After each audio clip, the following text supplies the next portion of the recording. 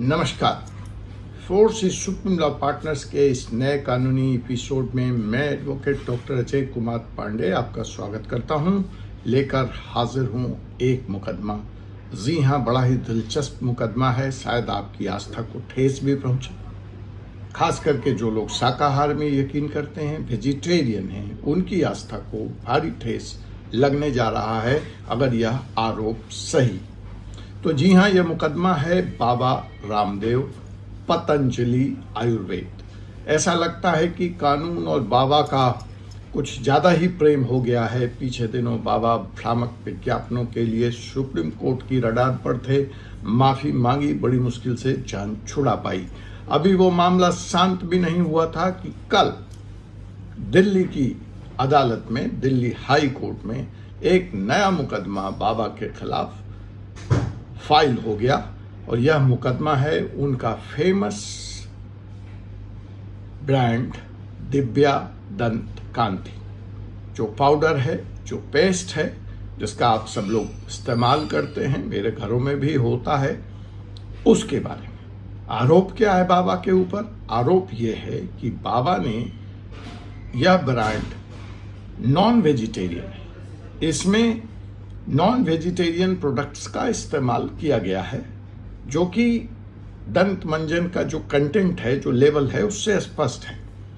लेकिन इसको वेजिटेरियन बताकर बेचा जा रहा है। इसके ऊपर ग्रीन डॉट है। ग्रीन डॉट उस प्रोडक्ट के ऊपर लगता है जो पूरी तरह से शाकाहारी होता है, वेजिटेरियन होता है। लेकिन बाबा ने इस प्रोडक्ट में डाल तो नॉन वेजिटेरियन आइटम रखा है, लेकिन बेच इसको बतौर वेजिटेरियन प्रोडक्ट हैं।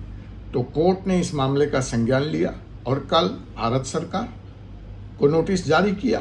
बाबा की जो फार्मेसी है, जो ये दंत मंजन बनाती है, दिव्या फार्मेसी, उसको भी नोटिस जारी किया और पूछा कि क्यों नहीं आपके खिलाफ कार्रवाई हो। और अगली सुनवाई नवंबर के महीने में 28 नवंबर की रखी है, जहां भारत सरकार जो कंट्रोलिंग अथॉरिटी है उसको अपना जवाब लेकर हाजिर होना है कि वो इस तरह की चूक को कैसे अलाउ कर रही है, और बाबा की फार्मेसी, दिव्या फार्मेसी को इस बात पर जवाब देना पड़ेगा। वास्तव में जब हम डालते कुछ हैं और इस तरह की लेबल करते हैं तो ये Indian drug and cosmetics acts के वायलेशन, जो एक कानून है, जो ऐसे वस्तुएं जिससे रूल्ड होती हैं, जिसके तहत बेची जाती हैं, लेबलिंग होती है, ये उसका उल्लंघन है Indian cosmetics and drugs act का। कि अगर आप गलत बयानी कर रहे हैं, आप इस्तेमाल तो इसमें जानवर या नॉन वेजिटेरियन प्रोडक्ट्स कर रहे हैं, लेकिन आप लेबल इसकी वेजिटेरियन प्रोडक्ट की तरह कर रहे हैं, जिससे कि जो लोग शाकाहार में यकीन करते हैं वो आपके इस गलत लेबल से धार्मिक आस्था प्रभावित होती है, उनका स्वास्थ्य प्रभावित होता है, उनकी सोच प्रभावित होती है, और सबसे बड़ी बात है कि यह कानून का डायरेक्ट, सीधे तौर पे उल्लंघन है। तो इसमें जो कंटेंट नॉन वेजिटेरियन है, जो हमारे जस्टिस संजीव नरोला ने संज्ञान में लिया, वह एक आइटम है जो बाबा इस दंत कांति मंजन में इस्तेमाल करते हैं। वो है नेल, एक तरह का sepia officinalis, common cuttlefish है। ये एक तरह की मछली होती है। उस मछली के नाखून का इस्तेमाल का इंग्रेडिएंट बाबा के दंत मंजन में मिलाया जाता है, दिया जाता है, जो बाबा खुद ही अपने लेवल में मेंशन कर रहे हैं, लेकिन प्रोडक्ट को वेजिटेरियन बता रहे हैं। अब फिश कब से वेजिटेरियन हो गया? अब यह या तो उनकी फार्मेसी बताए, या बाबा बताएं, या भारत सरकार बताए।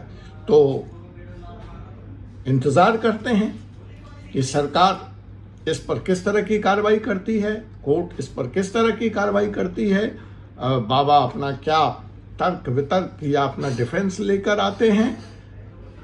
फिलहाल जो लोग दंत कांति मंजन बाबा का, पतंजलि का, यह सोचकर इस्तेमाल कर रहे हैं कि यह शाकाहारी है, वह इस मुकालते से बाहर आ जाएं और अपने धार्मिक आस्था की रक्षा स्वयं करें और इस तरह से आप सचेत रहें, क्योंकि बाजार में ऐसे और भी बहुत याद प्रोडक्ट हैं जिसमें नॉन वेजिटेरियन आइटम का उपयोग होता है, लेकिन उसको वेजिटेरियन बनाकर बेचा जाता है। अब समझ में नहीं आता मुझे कि ऐसे करने की ज़रूरत क्या है। अगर किसी व्यक्ति की धार्मिक आस्था है, वो वेज ही खाता है, या उसकी अपनी सोच है। बहुत सारे लोग तो आजकल एक नया ट्रेंड चला है, वो मिल्क प्रोडक्ट्स को भी नॉन वेज मानते हैं, गाय की दूध को भी नॉन वेज मानते हैं, और उसका भी वो इस्तेमाल नहीं करते, या दूध से बनी हुई वस्तुओं का वो इस्तेमाल नहीं करते।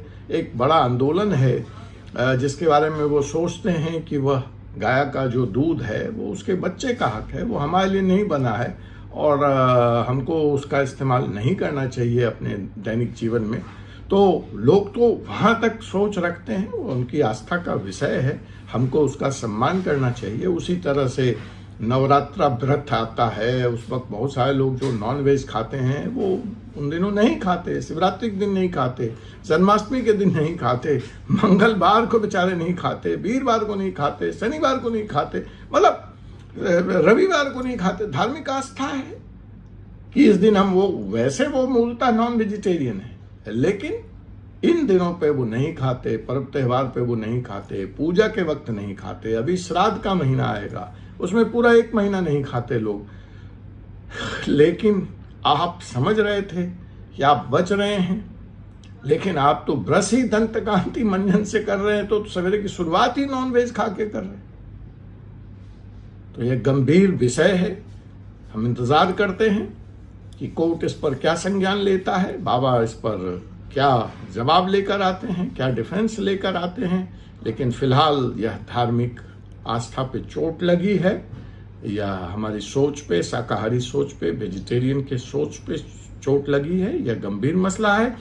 इस वीडियो में इतना ही।